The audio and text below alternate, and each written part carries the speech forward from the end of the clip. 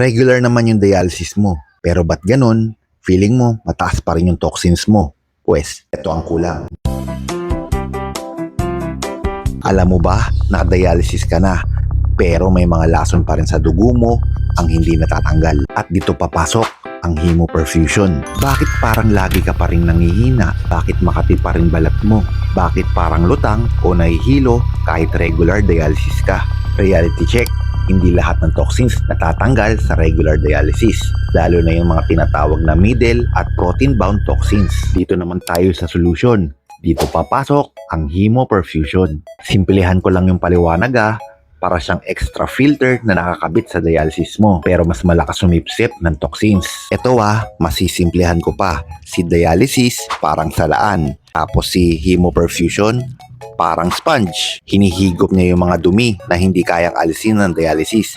Kahit pa naka-high flux dialyzer ka, benefits ni hemoperfusion. Nababawasan yung pangangati dahil mas nababawasan ng phosphorus sa hemoperfusion kaysa sa regular dialysis. Mas gumagaan yung pakiramdam, yung tipong hindi ka na laging pagod kahit wala kang ginagawa. Mas malino na pag-iisip. In short, less brain fog. Tapos kung may sugat ka na mahirap gumaling tapos masakit, nakakatulong rin ito para mas mabilis mapagaling at matuyo yung sugat.